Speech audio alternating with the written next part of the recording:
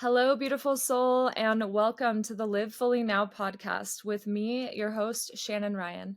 This is a place where we discover how to go from merely surviving to really thriving, a place where we discover how to really step into our truth, our authenticity, our power, our dharma, our mission, our purpose, and our big why as to why our souls chose to incarnate in this lifetime and on this timeline.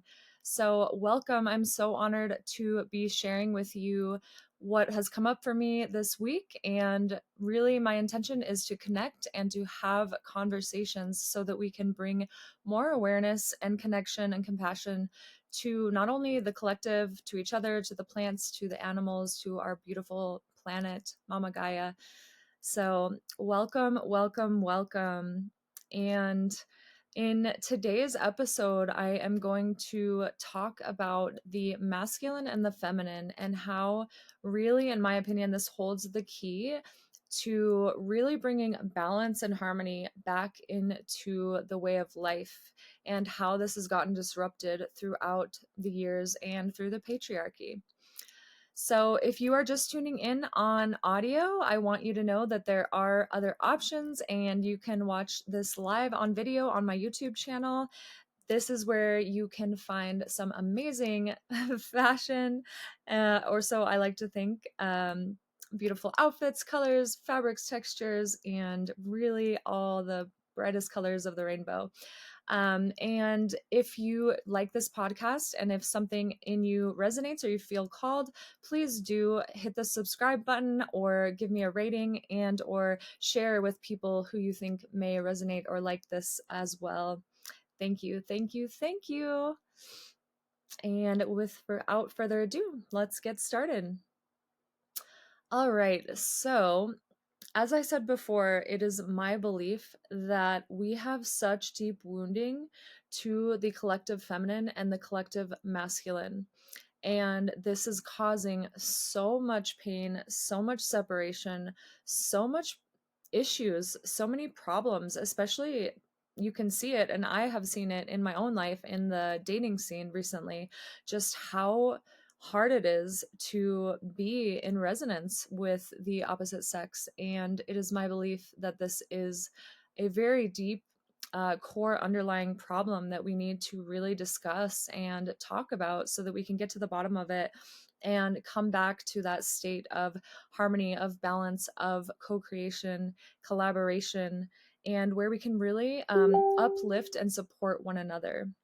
So for me, obviously in this lifetime, I identify as female. So my scope and my understanding and understanding more relates around the divine feminine and the wounding there. However, I do feel and know in my being some of the woundings and the things that are going on in the masculine as well. But I wanted to start with the feminine because that's what I am most aware of and in tune with.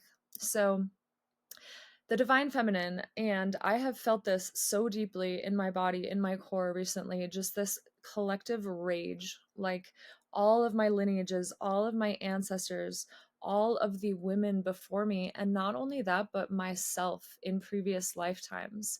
I have felt my previous lives just like this bubbling up of this anger and this rage inside of me, and I feel like this has been dormant in me for a long time, and it's just as of late that I have been able to fully be able to honor this and give it permission to be expressed, because for a long time I didn't want myself to experience this rage. I didn't know what to do with it.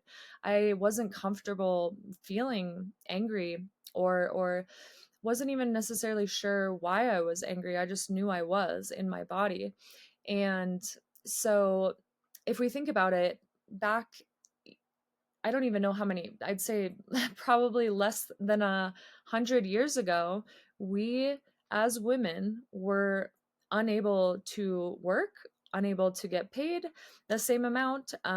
We have transitioned from this society where we have been seen as solely our worth has been being a mom and a housewife and cleaning the house and doing the dishes and cooking meals, and we were owned. We were pieces of property. like not that long ago. It's actually mind blowing to even conceptualize or think about that this was a reality and that this happened. And again, it is something that needs to be felt. It is energy that needs to be moved and talked about through the feminine, and to be heard by the masculine as well, because a lot of this oppression and repression has been done to us by the patriarchy, by men. And so men really need to hold space for women to feel safe to express these things, and to hold them and give them compassion and empathy for what they have gone through, and what their ancestors and grandmothers and mothers have gone through. And it is just absolutely mind-blowing to me that we were not able to have our own authority, our own autonomy.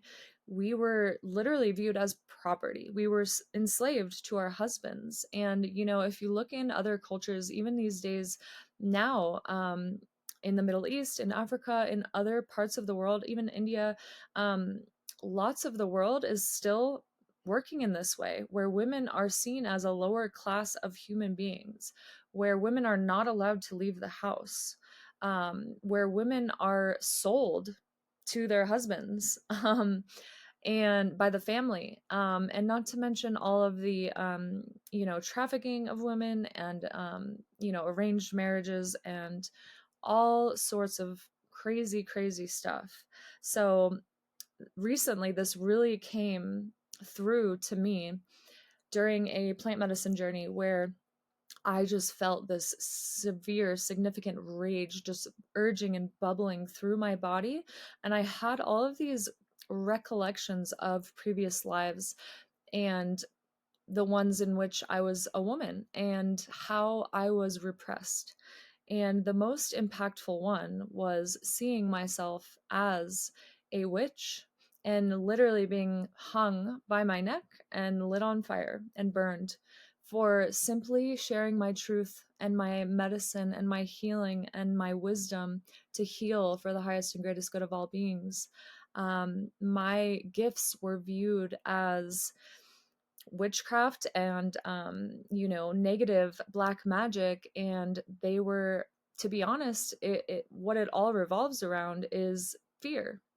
It revolves around and power, and the men in power, in my belief, they understand with every core of their being, or somewhere subconsciously, they have this understanding that they are not as strong as women, that they are not as worthy as women. They understand that women are the creators of life, that women are the ones that birth consciousness and new life into this realm, into this 3D reality that we live in, and that each one of us came from a womb. Each one of us came from a woman, a woman. That is why it is called a womb, a woman. And so we have been oppressed for so long because they are intimidated and afraid of our power.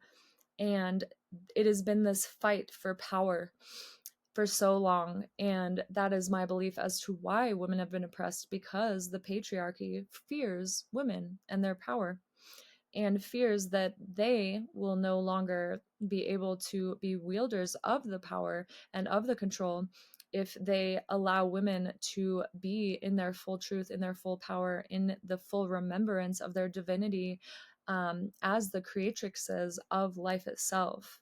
And so, as I was saying before, feeling in my body, in my blood, on my neck, even, this experience of being hung and being persecuted and being burned, and many other things had and have come through in regards to this. But it is ultimately has affected my life greatly, because there is just this underlying thing that I have lived with my whole life in this existence, or in this incarnation. I have always dealt with a feeling of not feeling safe, and that is multifactorial. There's a lot of different traumas that have happened in this lifetime to affect that. However, I also fully believe and know that it is linked to previous lifetimes as well, and my soul remembering how I am not safe to be in my fullest expression. I am not safe to be in my power. I am not safe to use my voice. I am not safe to share my medicine, my magic, to heal, to lead, all of these things that we have literally been cut off from for so long because men have been afraid, and the patriarchy, in specific, have been afraid of our power and threatened by it, to be honest.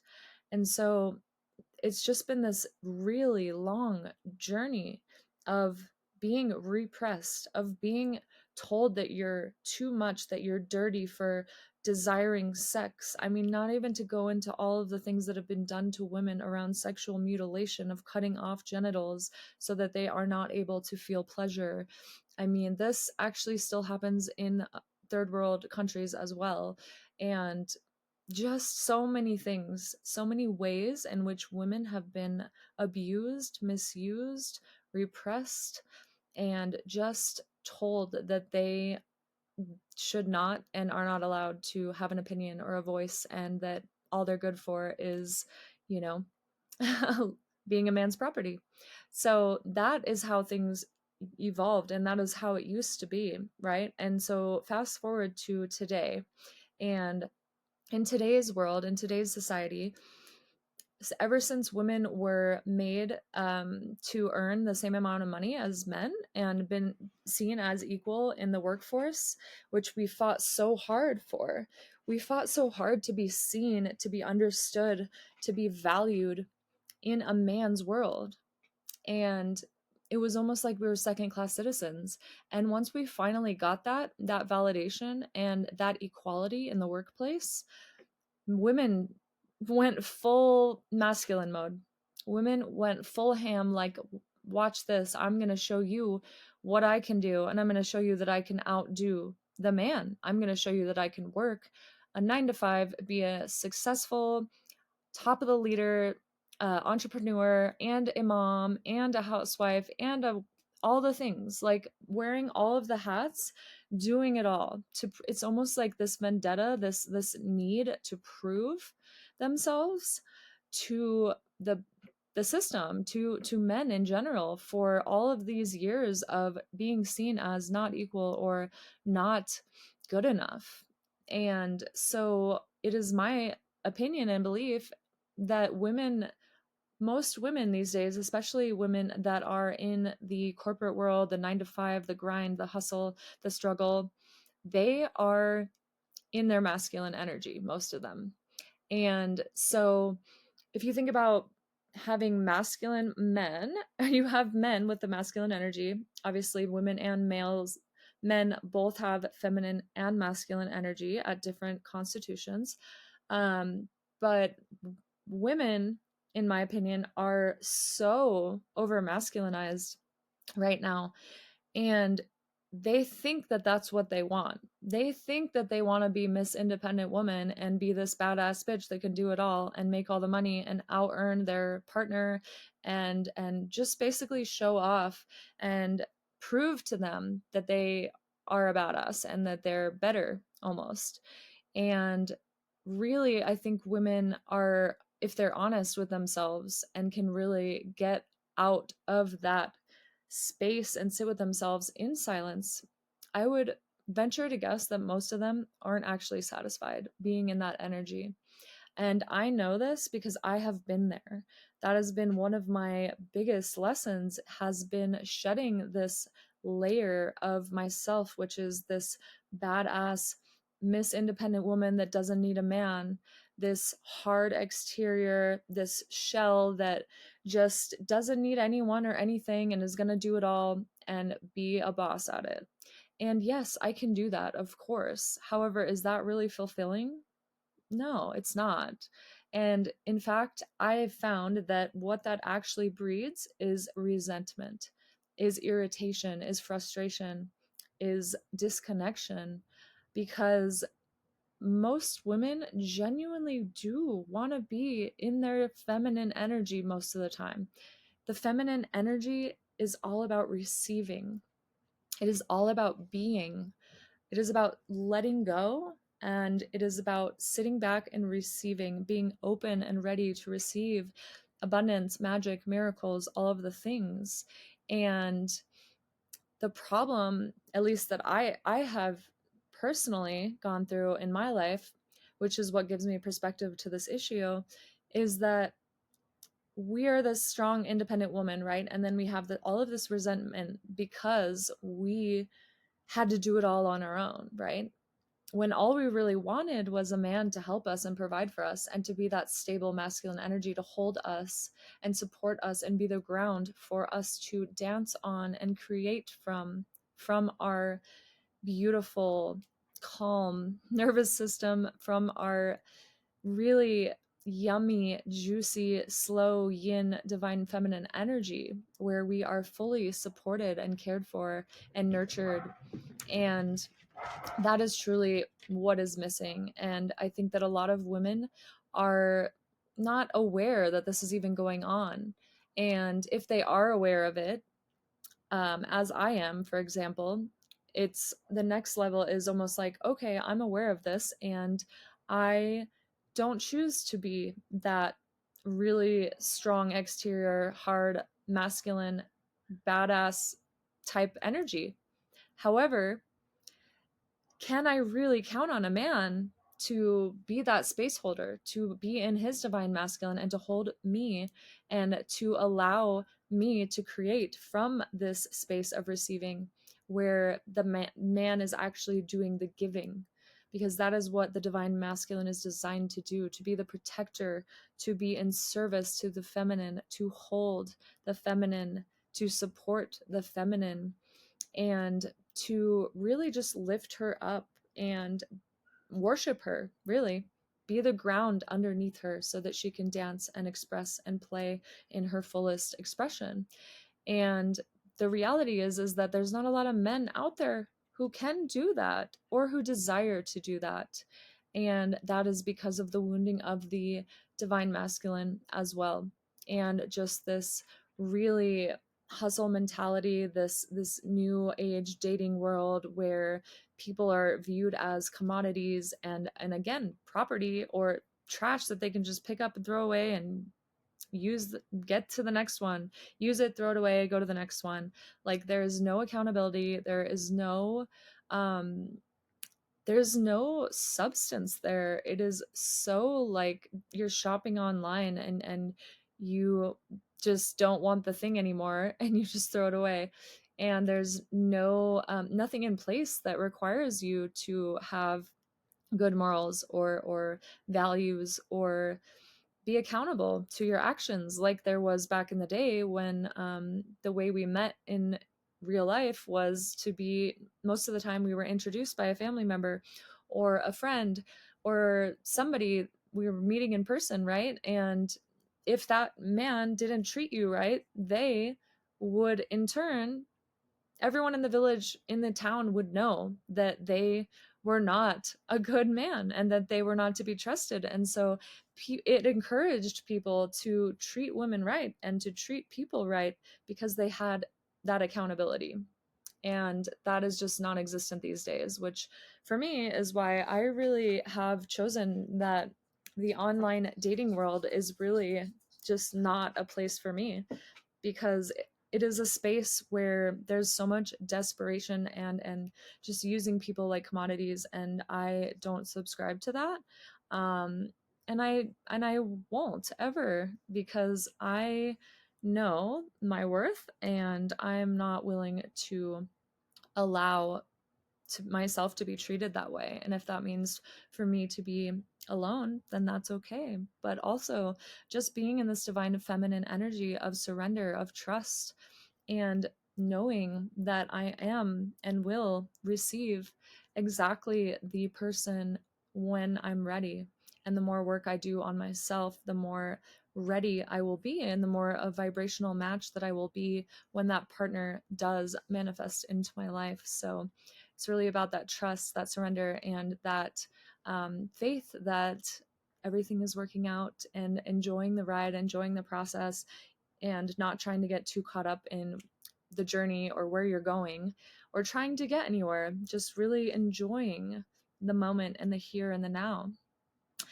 So, as I was saying, the feminine are in this over masculine state and energy because they have been fighting so hard to be seen as equal, and the men have been so wounded as well, right? The men have been raised in a culture where it has been told that they are not allowed to cry or share emotions, that that is viewed as weak.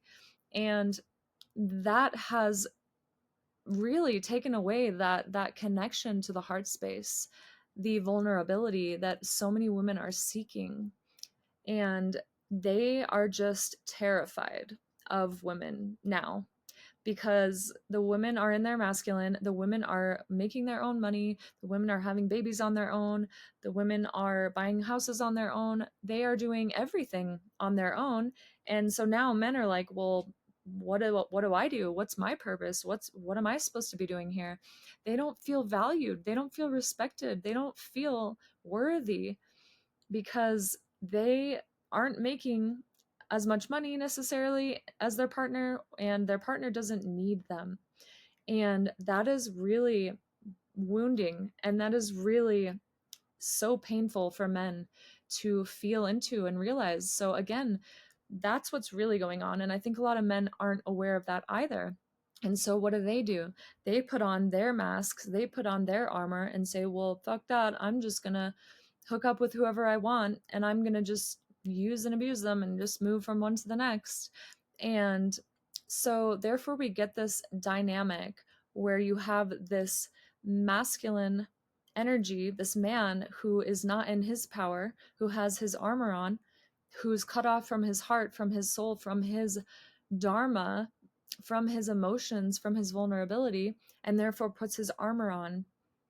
And then we have the woman in the feminine who is actually in her overactive masculine, and she there is resentful, and she puts her armor on. And what happens here when you have two masculine energies fighting against each other, just butting heads, butting heads, butting heads? It's like, whose dick is bigger? That's what the contest is. And it is just so sad and so crazy, because underneath all of that wounding, underneath all of that armor, both of them are desperately yearning for partnership and connection. Both of them are desperately yearning to be seen, to be heard, to be understood, to be valued, to be respected, to be loved, and to be in their truth, and to be loved unconditionally with all of their flaws and all of their imperfections. But we have discovered ways to disconnect ourselves because of the pain. We have found a way to really put on this armor so that we aren't going to get hurt by anyone anymore. And that makes us exist from this very superficial level, where it's easier to hurt others because we are in our own fear and in our own pain, rather than really being in the embodiment of love and truth.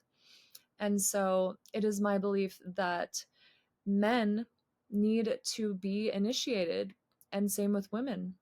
So this is an ancient practice that used to happen with our ancestors. The way in which men became men was through initiation.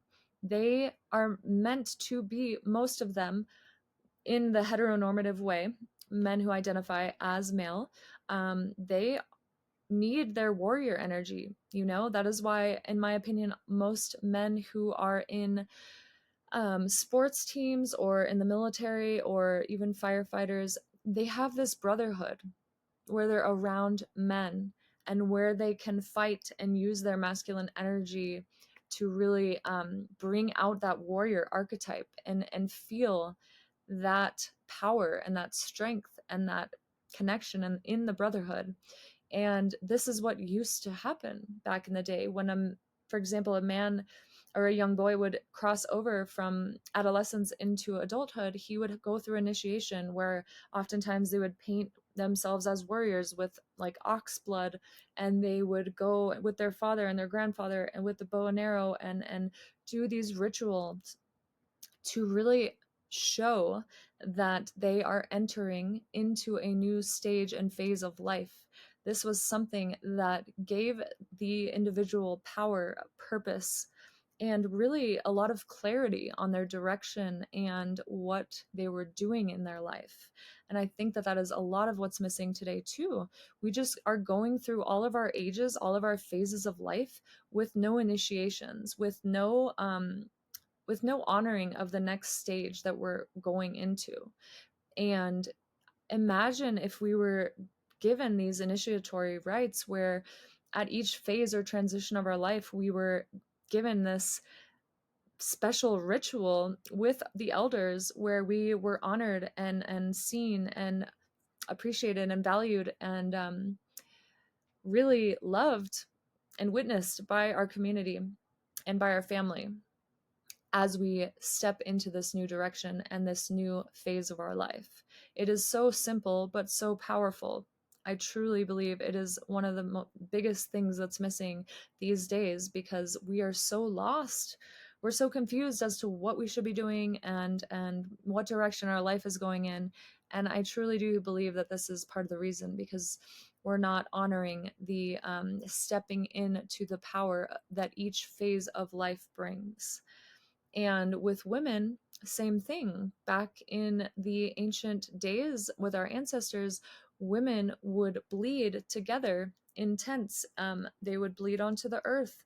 They were taught about the cycles in their body and the connection to the moon and the tides. And it was viewed as sacred because it is sacred. However, over the years, we have been conditioned to believe that we are dirty, that we are filled with sin, that we are all of these things because we bleed, and we are so disconnected from our womb medicine, from the intuition, the truth, and the wisdom that lives in our womb space. This is such a magical place. It is a portal.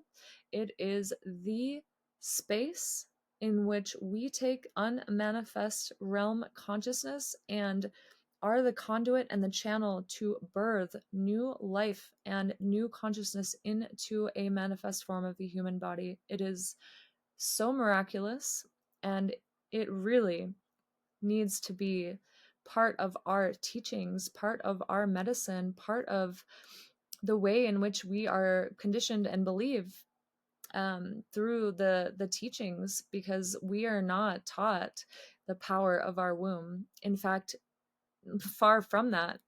A few years ago, maybe 6 years ago, I just had this inner knowing that I needed to get my IUD out. And then after I did, I was like, wow, like I just had this realization of how mindless I went into being on birth control and having all of these things in my body. Never once thought about it. Why? Because that's what I'm supposed to do, right? That was never questioned. And I just did it. And it's like, wow, like that's not natural. That's not normal. That's not how things are supposed to be. Um, and yet we're so conditioned to believe that that's what we should be doing. And we don't even question it. And in fact, so many, why is it up to the women to prevent the child from being born? Why is there not anything relying on the man? Like, why don't we do things on that side? Why isn't that expected?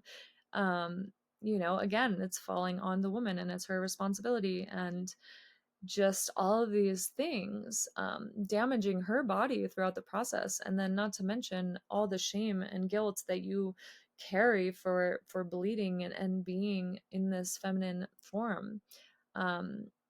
So I know both females and males and all beings with a body have some level of shame and guilt and um, just some really dark energy in relation to their sexuality and their genitalia, because again, we were taught as children.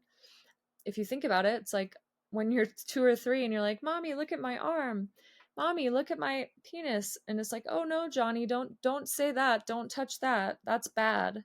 We're taught from a very young age that our private parts are bad, that our private parts are dirty, that they are not allowed to be touched, that they're not allowed to be shown. All of these things that cut us off from our innate sexuality sensuality, our pure creative energy.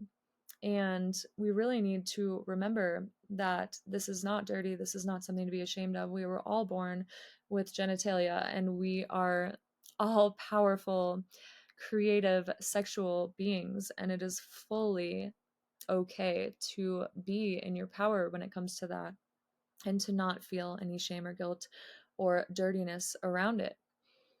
And so, again, just this really important part of initiation. So, the feminine, as you move through bleed, as you start your first menstrual cycle, and honoring that process of stepping into womanhood with your grandmother, with your mother, all bleeding in this tent together, and honoring this new chapter and this cycle that connects you to all beings, to the planet, to everything and everyone.